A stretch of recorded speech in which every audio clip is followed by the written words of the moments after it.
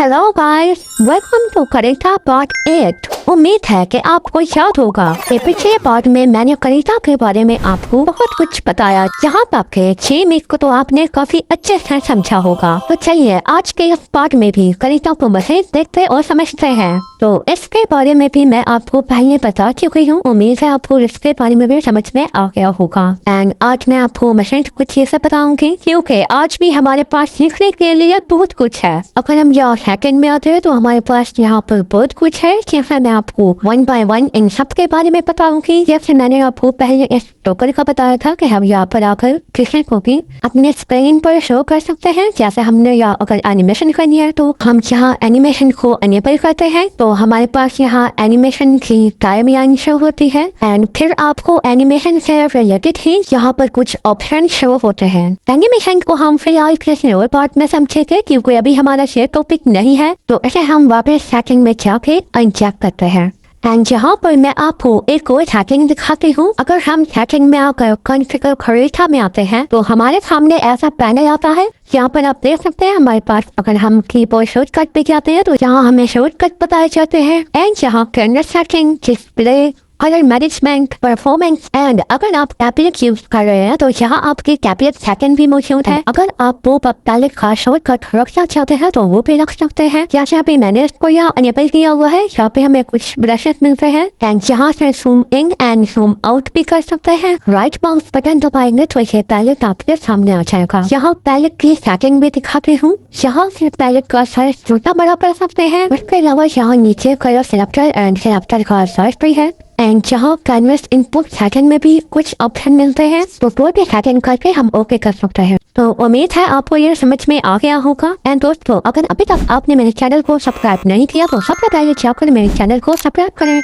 Okay, तो यहाँ मैं आपको एक और चीज दिखाती हूँ। यहाँ मैंने एक सिंपल सा मार्कर लिया। अगर मैं इसके एडिट सेटिंग में आती हूँ तो हमें यहाँ इसे एडिट करने के लिए बहुत ज्यादा ऑप्शन नहीं मिलते, तो उसके लिए हमें कोई और ब्रश लेना होगा। अगर मैं यहाँ से पेंट ब्रश को लेती हूूँ तो इसे मैंने पहले से ही एडिट कर रखा है। तो यहाँ से हम ब्रश एडिट में आते हैं तो यहाँ हमें इसके काफी ऑप्शन मिलते हैं। अगर हम ब्रश स्ट्रोक नॉर्मल करना चाहे तो हम ऑटो में आते हैं। यहाँ पर भी अपने ब्रश को कोई भी सिंपल शेप दे सकते हैं। यानी यहाँ भी इसे एडिट करने के लिए बहुत से ऑप्शन है। बट अगर हम प्ले के पॉइंट में जाते हैं तो हमें यहाँ मशीन कैटेगरीज मिलती है। जैसे मैं इस ब्रश को भी यहाँ से चेंज कर सकते हूँ। उसके अलावा यहाँ से इसका साइज एडिट कर सकते हैं। एंड यहाँ पर ऑटो स्पेसिंग एंड यहाँ पर रोटेशन। तो अगर हम इसको यहाँ एडिट वगैरह करते हैं वापस ऑटो में आकर देखते हैं तो हमारा ब्रश स्ट्रोक कुछ ऐसा दिखेगा। तो वापस प्ले के फाइन में आते हैं एंड जहाँ पर मैंने आपको शेप्स दिखा दी है। उसके अलावा मैं आपको ये भी दिखा देती हूँ। इस सेटिंग से हम अपने ब्रश को किस तरह से एडजस्ट कर सकते हैं। तो सबसे पहले हम यहाँ रेशो में जाते हैं। यहाँ पर हमारे पास कुछ ब्रशेस हैं।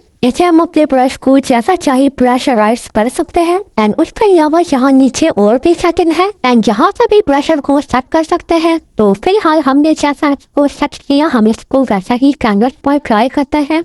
ओके, तो ये कुछ ऐसा बना। ओके, तो अब मैं आपको एक और चीज दिखा देती हूँ। वापस वहीं पर आते हैं एंड यहाँ पर आपको एक एरो दिख रहा है। इस पर क्लिक करते हैं तो यहाँ हमें मिनी कैनवस दिया गया है। हम अपना ब्रश चेंज करने के बाद इस कैनवस पर चेक कर सकते हैं एंड जहाँ से इसका कलर ब्लैक कर सकते हैं। तो ऐसे ही हम अपने ब्रश को अपने मिनी कैनवस पर चेक कर सकते हैं। एंड अगर यहाँ पर आते हैं तो यहाँ हमारे पास करेक्टा रिसोर्सेज बंडल है। तो इसी तरह यहाँ नीचे भी हमारे ब्रश की सेटिंग है। बट अभी यहाँ पर और भी बहुत से सेटिंग है जो मैं आपको एक वीडियो में नहीं दिखा सकती, बिकॉज वीडियो हमारी बहुत ज्यादा लंबी हो जाती है। बट उम्मीद है आपने इसे अच्छे से समझ लिया होगा। तो अब मैं आपको यहाँ ब्रश की एक और सेटिंग दिखाती हूँ। जहाँ से मैंने ब्रश को लिया जिसे मैंने कुछ इस तरह से एडिट किया हुआ है। तो अगर मैं चाहती हूँ कि मैं अपने इस ब्रश को सेव करूँ तो मैं ब्रश के ऊपर राइट क्लिक करके यहाँ आती हूँ। उसके बाद यहाँ न्यू कैप बनाती हूँ। यहाँ मैं अपने ब्रश को नेम देती हूँ न्यू फेवरेट एंड इसको सेव किया। तो फिर से ब्रश पर आते हैं और देखते हैं हमारा ब्रश